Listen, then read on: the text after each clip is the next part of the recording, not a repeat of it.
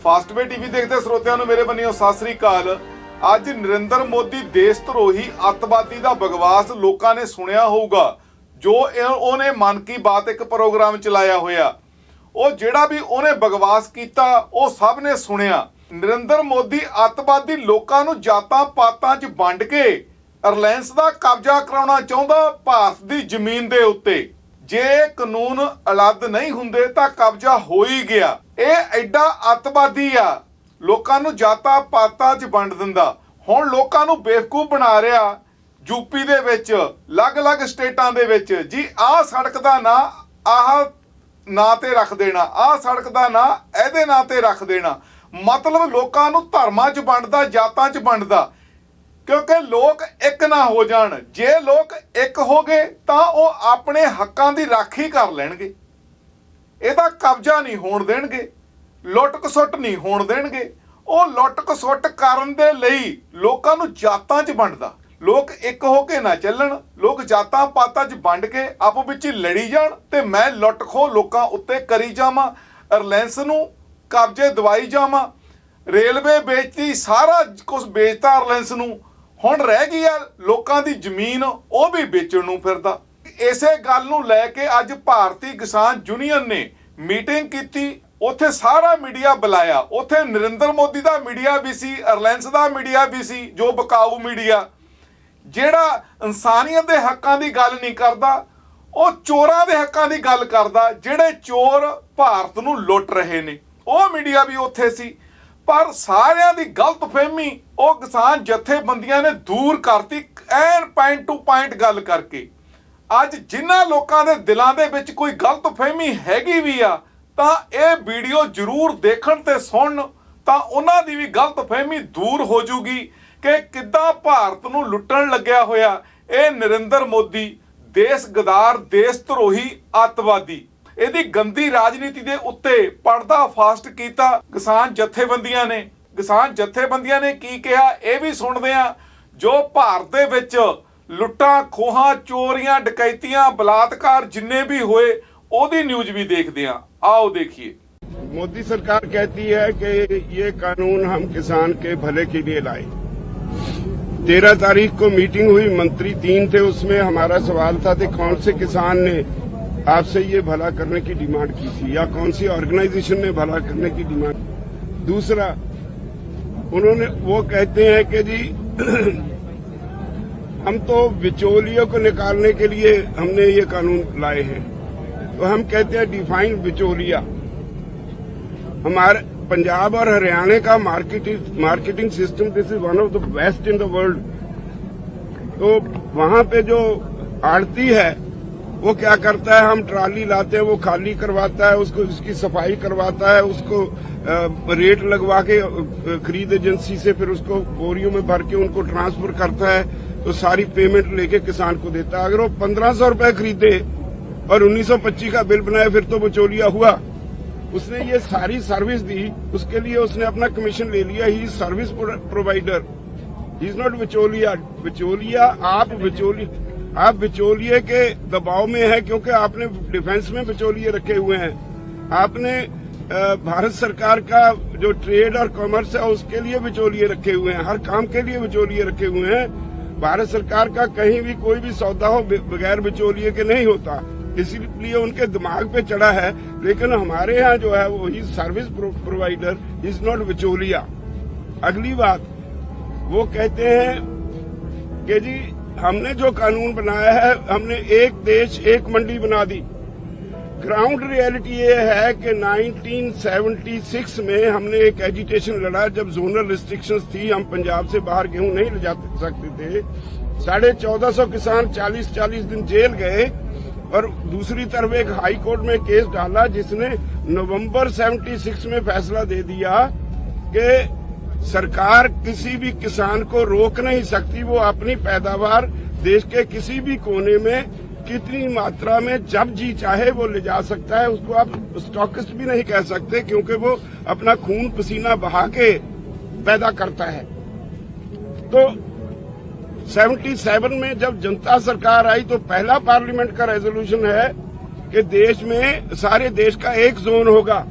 हमने पूछा कि बिहार से पैडी पंजाब में आती है, यूपी से पंजाब में आती है, यूपी से गेहूं पैडी पंजाब और हरियाणा में आती है, कोई पाबंदी नहीं। हम अपना किन्नू बंगाल में, बेंगलोर में बेचते हैं, कोई पाबंदी नहीं। हमारा यहाँ तक दिल्ली तक हमारी पहुंच है। आम किसान की सब्जी मंडी आजादपुर में लाते हैं, कोई पाबंदी नहीं। प्याज, केला, संतरा महाराष्ट्र से सारे देश में जाता है, कोई पाबंदी नहीं। सेब हिमाचल से, जम्मू कश्मीर से सारे देश में जाता है, कोई पाबंदी नहीं। आपने क्या नया काम किया? एक्चुअली कोई पाबंदी है नहीं। अपने कॉर्पोरेट्स को खुश करने के लिए उन्हें और कोई लॉजिक नहीं मिलता था, तो कहा कि हमने तो जी एक देश एक मंडी दे दी। रियलिटी ये है कि एक देश दो मंडियां बना दी। एक मंडी है which is governed bye APMC act, किसी कानून के तहत 100 साल से वो काम कर रही है, जो ट्राइड एंड टेस्टेड है, हर किसान को उसकी समझ है। एक मंडी जो इन्होंने बनाई उसमें कायदा कानून ही नहीं, कोई भी आदमी उसे कोई लाइसेंस की जरूरत नहीं, वो सिर्फ अपने पैन कार्ड से या कोई भी गवर्नमेंट ऑफ इंडिया के जो अधिकारित डॉक्यूमेंट है उससे कहीं भी कितनी भी क्रॉप किसी किसान से खरीद सकता है, खेत से खरीद सकता है, घर से खरीद सकता है। इसका मतलब ये हुआ कोई अमीर आदमी 4 गांव की गेहूं खरीद के ले जाए, बाद में पेमेंट ना करे, कोई प्रोविजन नहीं कि हम उसके खिलाफ कोर्ट में जा सकते हैं। सिर्फ एसडीएम के पास जाएंगे, एसडीएम भी कुछ नहीं करेगा, वो रिकंसिलिएशन बोर्ड बनाएगा। रिकंसिलिएशन बोर्ड जिस पार्टी की सरकार होगी उसके लोगों का होगा, वो अपने अपोनेंट को हरेस करेंगे, तो उसके खिलाफ कोई कार्रवाई नहीं अगर नहीं हुई तो फिर डिप्टी कमिश्नर के पास जाएगा, इससे आगे वो किसी कोर्ट में नहीं जा सकता। तो हमने कहा ये किसान को लूटने की एक अलग चाल है। सेक्शन वाइज हमने टोटल सारे एक्ट्स को भारत सरकार के मंत्रियों से डिटेल में डिस्कस करके उनको डॉक्यूमेंट साथ दे दिए। आज तक सरकार के पास उसका कोई जवाब नहीं। दूसरा, वो कहते हैं कॉन्ट्रैक्ट एग्रीकल्चर के लिए हमने एक नया कानून दे दिया। हमारे पास मिसाल है, हम गन्ना बेचते हैं तो हमारा शुगर मिल से कॉन्ट्रैक्ट होता है, शुगर मिल वाले 2-2 साल पैसे नहीं देते, किसान उसका क्या बिगाड़ लेता है, एजुटेशन करनी पड़ती है और 8.5% रिकवरी पे गन्ने का दाम तय होता है। अगर रिकवरी ज्यादा हो जाए तो in the end of the year उसकी एवरेज रिकवरी के हिसाब से एडिशनल केन प्राइस देने का प्रावधान एक्ट में है, कभी किसी ने नहीं दी। तो ऐसे एग्रीमेंट जो आप हमारे करवाओगे उनके उसमें लिख दिया कि वो एग्रीमेंट रद्द कर सकता है अगर जब क्रॉप आएगी उसकी क्वालिटी पे, उसमें जो पेस्टिसाइड रेजिडू है उस बहाने, किसी न किसी बहाने वो रद्द करेगा। तो जो उसको खाद वगैरह जो उसके लिए पैसा दिया होगा किसान को, उसके लिए वो जाएगा एसडीएम के पास, उसने उसके खिलाफ लिख दिया। ये कहते हैं कि कुर्की नहीं होगी जमीन की, लेकिन जो सेक्शन 15 में लिखा है कुर्की नहीं होगी, उसके अगले सेक्शन में लिखा है कि अगर एसडीएम उसके खिलाफ, किसान के खिलाफ फैसला दे दे, that amount can be recovered under land revenue act. Land revenue act का मतलब है कुर्की होगी, वो भी झूठ बोलते हैं। तो इसेंशियल कमोडिटीज एक्ट में अमेंडमेंट करके टोटल खुली छूट दे दी। हमारे से खरीदेंगे गेहूं 1900 रुपए, स्टॉक करके रख लेंगे, जब कंज्यूमर के पास जाएगा उसकी कोई स्टॉक लिमिट नहीं, कोई उसका हिसाब चेक नहीं करना, जब कंज्यूमर के पास जाएगा वही 7000 रुपए क्विंटल बिकेगी। ये आज हमारे देश के कंज्यूमर में समझ में ना आए, लेकिन in the long run consumer भी मरेगा, प्रोड्यूसर भी मरेगा। हम सरप्लस मार्केट में है पंजाब में, व्हीट और पैडी सबसे ज्यादा पैदा करते हैं। अगर गवर्नमेंट की खरीद बंद हो गई, ये कहते हैं एमएसपी रहेगी, एमएसपी रहेगी उस वक्त तक जब तक सरकारी खरीद रहेगी, जब तक उनका कंपटीटर जो पुराना सिस्टम है वो रहेगा। जिस दिन पुराना सिस्टम खत्म हो गया, मार्केट छोड़ गया, तो उसके बाद वो अपने जो से नापेगा, जो कॉर्पोरेट हाउस है वो अपनी मर्जी से खरीदेगा, दाम क्रैश कर जाएंगे, स्टेट की इकोनॉमी भी जाएगी, किसान भी जाएगा। हमने कभी पिछले 2 महीने रेलवे ट्रैक्स पे बैठे रहे, किसी भी पॉलिटिकल पार्टी को हमने अपनी स्टेज इस्तेमाल नहीं करने दी। इनके पास और कोई जवाब नहीं तो कोई न कोई तो इल्जाम लगाएंगे ही। जहां तक कट्टरपंथियों का सवाल है, हमारा उससे कोई वास्ता नहीं, ना ही कट्टरपंथियों का इस आंदोलन से। ये किसानों पे ये दब्बा लगाते वक्त मैं समझता हूँ इतनी बड़ी बेशर्मी सरकार कर नहीं सकती।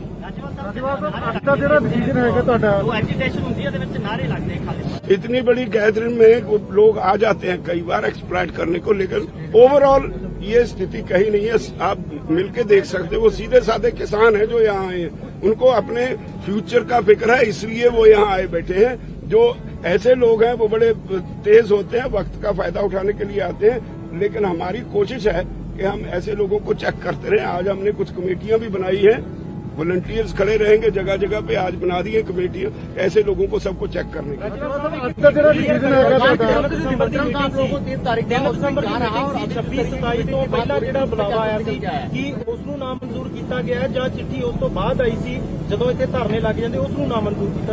फिर आपको शायद मालूम नहीं, 3 सितंबर को इस एग्रीकल्चर सेक्रेटरी की मीटिंग थी, उस दिन मंत्री भेज दिए पंजाब में, हमें बुला लिया यहाँ, हम उस मीटिंग में वॉकआउट कर गए थे। उसके बाद 13 नवंबर को यहाँ मीटिंग थी, उसमें 3 मंत्री थे, पीयूष गोयल, नरेंद्र सिंह तोमर और सोम प्रकाश, 3 मिनिस्टर थे। सारा दिन 3.5 घंटे हमने बहस की, उनके पास कोई जवाब नहीं। लेकिन उसके बाद आज जो मीटिंग उन्होंने हमें कल कहा था कि आपके साथ मंडे को उन्होंने बोला था मीटिंग करेंगे विदाउट एनी कंडीशन, जब लेटर आई तो उसमें कंडीशन डाल दी, इसलिए हमने उसको रिजेक्ट कर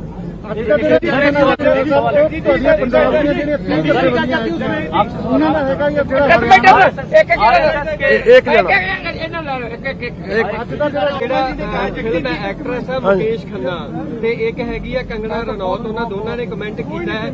ਮੁਕੇਸ਼ ਖੰਨਾ ਨੇ ਕਿਹਾ ਹੈ ਕਿ ਕਿਸਾਨ ਆਗੂ ਜਿਹੜੇ ਇੱਥੇ ਬੈਠੇ ਨੇ ਇਹ ਸਾਰੇ ਲੋਟੂ ਨੇ, ਇਹਨਾਂ ਨੂੰ ਦੇਸ਼ ਦੇ ਅੰਨਦਾਤਾ ਨਹੀਂ ਕਿਹਾ ਜਾਣਾ ਚਾਹੀਦਾ, ਰੈਡੀਕਲ ਨੇ।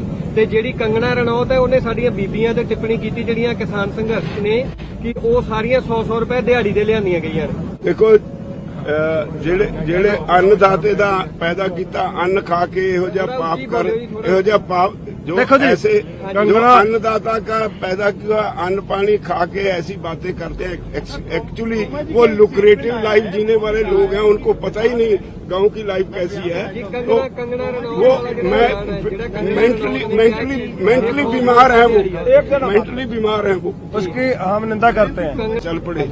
तो कल हमें कहा गया कि मंडे को मीटिंग होगी, उसके कोई कंडीशन नहीं होगी। आज कंडीशन लगा के लेटर भेज दी, तो हमें कोई शौक नहीं है एजुटेशन करने का, वो हमारी मांगे मान ले, हम चले जाएंगे घर को। गवर्नमेंट बोल रही है पंजाब के किसान ही ज्यादा तड़प रहे हैं, बाकी जगह आज देख लो हरियाणा के किसान बैठे हैं, यूपी के किसान आए हैं बुराड़ी में, वहाँ गाजीपुर जो वो है बॉर्डर है वहाँ बैठे हैं, मध्य प्रदेश राजस्थान से मेधा पाटकर के साथ कितने लोग आए थे। सो ये संयुक्त किसान मोर्चे की कॉल है कि अमित शाह जी के गृह मंत्री जी ने वो क्या कर रहे हैं कि इसको ऑल इंडिया ना बता के इसको पंजाब के 30 संगठनों का तक ही रखा जाए, इसलिए वो चिट्ठी भी हमको ही लिखते हैं। हमारा ये मानना है कि जो अभी जो ज्वाइंट संघर्ष मोर्चा है वो अभी पूरा रूप अख्तियार कर लिया है, उनको भी इनवाइट उनको करना चाहिए। पंजाब के संगठन तो है ही हैं, डल्लेवाल जी सुनिए, डल्लेवाल जी संयुक्त किसान मंच में है, राज्यपाल जी हैं और कक्का जी हैं, गुरनाम सिंह है, तो उनको क्यों नहीं करते हमें ये समझ में नहीं आता। उनको भी इनवाइट करना चाहिए। हम तो 30 जाएंगे ही जाएंगे, हमको तो बुलाना ही बुलाना है, लेकिन उनको क्योंकि ऑल इंडिया मूवमेंट हो गया है, ऑल इंडिया को भी साथ ही करना चाहिए। हरियाणा का मुख्यमंत्री मनोहर लाल खट्टर जी है, इसने नहीं पूछ ले 1 एकड़ में बीज कितना पड़ा मसूर का, इसने यही पूछ ले कणक का बीज 1 एकड़ में कितना पड़ा है भाई, कितनी सिस्टम पड़ा है 1 एकड़ में, इसने नहीं पूछ लियो। कई महीना में मैस पे हवा, कई महीना में गाय बेस हुआ, इसने यही पूछ लियो भाई बात, कितना लीटर दूध देगा, कितना चारा पड़ा है, कड़को पड़ा कड़को लिखना है। और वह अपना प्रधानमंत्री की सुन ले, जो अपने भैया की नहीं फांद ला सके, हमारी के और देश का के भला करेगा। इस देश से तो देना था भाई, किसान उसका के लग गया भाई, उसने कदे उसका बडेरू ने किसानी करी नहीं, उसने किसानी करी नहीं, बोले चाय वाला मारा बाग था भाई निराला, यू बांध दिया उत्ता का पाला। ਦਿੱਲੀ ਦੇ ਵਿੱਚ ਅੱਜ 30 ਕਿਸਾਨ ਜਥੇਬੰਦੀਆਂ ਨੇ ਇੱਕ ਸਾਂਝੀ ਪ੍ਰੈਸ ਕਾਨਫਰੰਸ ਕੀਤੀ ਅਤੇ ਐਲਾਨ ਕੀਤਾ ਗਿਆ ਕਿ ਕੇਂਦਰ ਦੇ ਨਾਲ ਗੱਲਬਾਤ ਤਾਂ ਹੀ ਹੋਵੇਗੀ ਜੇਕਰ ਉਹ ਬਿਨਾਂ ਕੋਈ ਸ਼ਰਤ ਰੱਖੇ ਉਹਨਾਂ ਨੂੰ ਬੁਲਾਉਂਦੀ ਹੈ।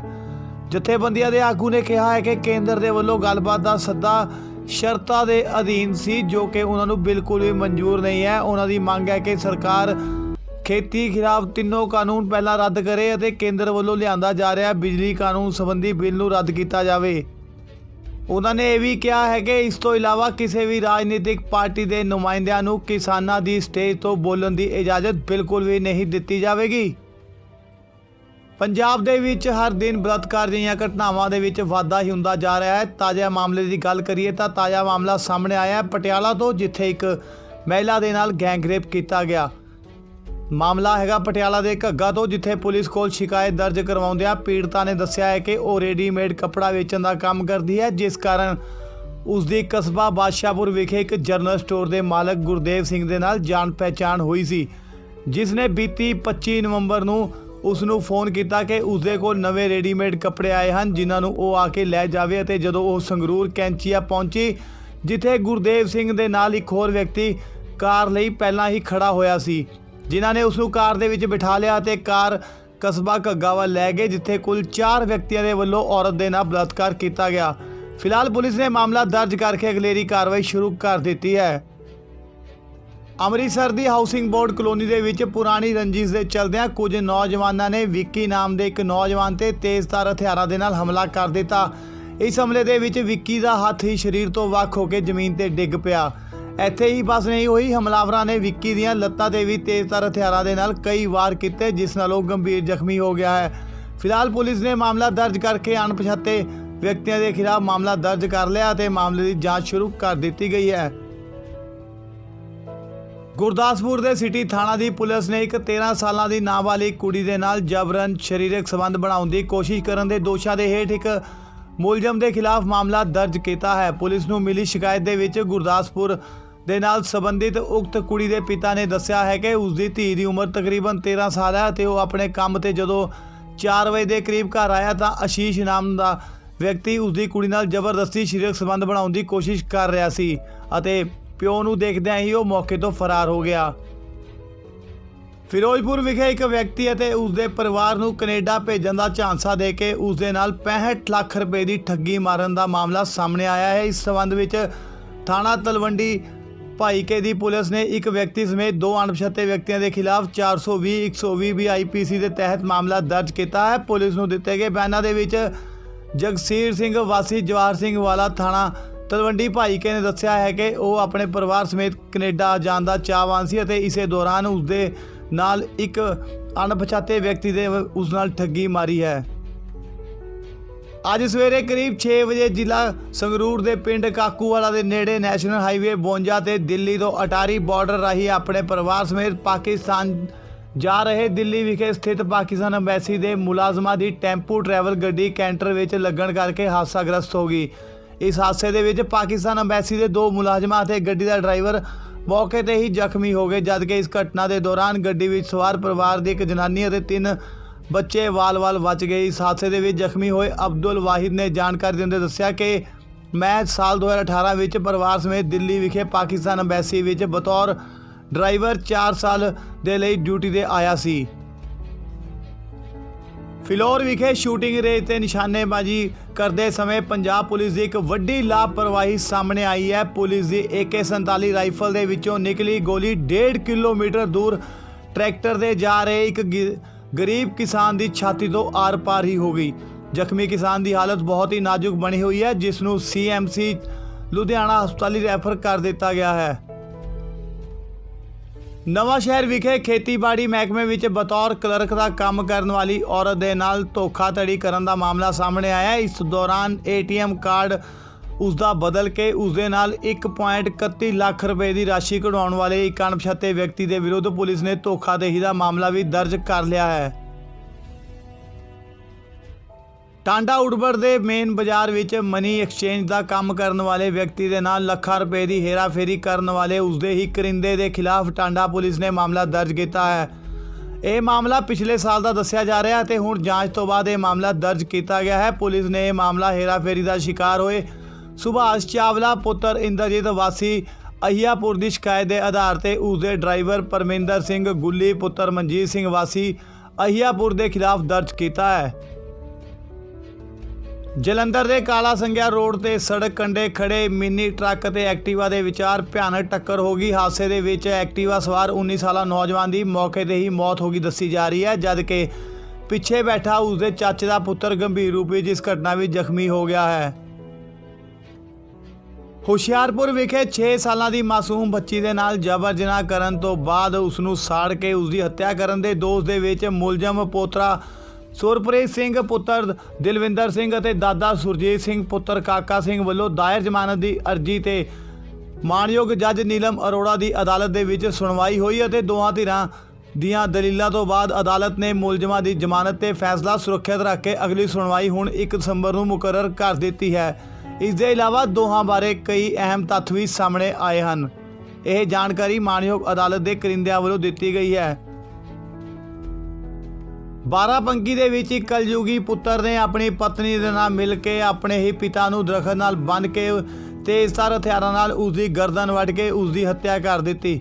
ਸਥਾਨਕ ਲੋਕਾਂ ਦਾ ਕਹਿਣਾ ਹੈ ਕਿ ਕਲਯੁਗੀ ਪੁੱਤਰ ਆਪਣੇ ਪਿਤਾ ਦੀ ਜ਼ਮੀਨ ਅਤੇ ਜਾਇਦਾਦ ਆਪਣੇ ਨਾਲ ਲਿਖਣ ਤੇ ਕਾਫੀ ਦਬਾਅ ਬਣਾ ਰਿਹਾ ਸੀ ਅਤੇ ਇਸ ਗੱਲ ਨੂੰ ਲੈ ਕੇ ਅਕਸਰ ਦੋਹਾਂ ਵਿਚਾਲੇ ਝਗੜਾ ਵੀ ਹੁੰਦਾ ਰਹਿੰਦਾ ਸੀ।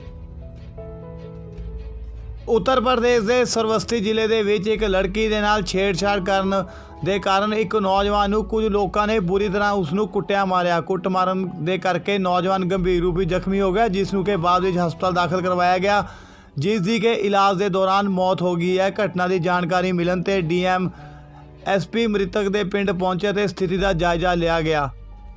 ਦੁਨੀਆ ਦੇ ਹਰ ਕੋਨੇ ਦੀ ਨਿਊਜ਼ ਤੁਹਾਡੀ ਆਪਣੀ ਭਾਸ਼ਾ ਵਿੱਚ 24 hours live news channel Fastway TV ਅਤੇ ਸਾਡੇ YouTube channel Fastway TV USA ਨੂੰ ਸਬਸਕ੍ਰਾਈਬ ਕਰੋ ਤੇ ਬੈਲ ਆਈਕਨ ਤੇ ਕਲਿੱਕ ਕਰੋ ਤਾਂ ਕਿ ਨਵੀਂ ਅਪਡੇਟ ਤੁਹਾਡੇ ਤੱਕ ਪਹੁੰਚ ਸਕੇ। ਤੁਸੀਂ ਫਾਸਟਵੇ ਟੀਵੀ ਵੀ Facebook ਤੇ ਲਾਈਵ ਵੇਖ ਸਕਦੇ ਹੋ।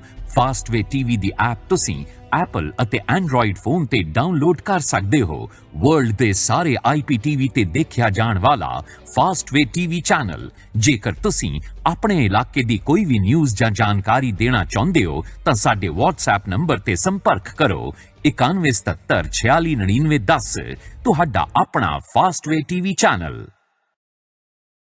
ਰਾਜਨੀਤੀ ਦੇ ਦਾਅ ਪੇਚ ਹੋਣ ਜਾਂ ਖੇਡਾਂ ਦੀ ਰਾਜਨੀਤੀ, ਗੱਲ ਹੋਵੇ ਸਿਨੇਮਾ ਦੀ ਚਕਾਚੌਂਧ ਦੀ ਜਾਂ ਅਪਰਾਧ ਦੇ ਅਤਿਆਚਾਰ ਦੀ, ਆਮ ਹੋ ਜਾਂ ਖਾਸ, ਨੇਤਾ ਹੋ ਜਾਂ ਕਲਾਕਾਰ, ਗੱਲ ਸਮਾਜ ਦੇ ਹਰ ਪੱਖ ਦੀ, ਹਰ ਖਬਰ ਦਾ ਹੁੰਦਾ ਵੱਖਰਾ ਅੰਦਾਜ਼, ਹਰ ਖਬਰ ਦੀ ਹੁੰਦੀ ਵੱਖਰੀ ਜਿਹੀ ਗੱਲ। ਬਸ ਲੋੜ ਹੈ ਥੋੜੇ ਜਿਹੇ ਹੌਸਲੇ ਦੀ, ਸੱਚ ਕਹਿਣ ਅਤੇ ਸੱਚ ਵਿਖਾਉਣ ਦੀ ਹਿੰਮਤ। ਇਸੇ ਹਿੰਮਤ ਦੇ ਨਾਲ ਅਸੀਂ ਤੁਹਾਨੂੰ ਵਿਖਾਉਂਦੇ ਹਾਂ ਤੁਹਾਡਾ ਆਪਣਾ ਫਾਸਟਵੇ ਟੀਵੀ ਚੈਨਲ।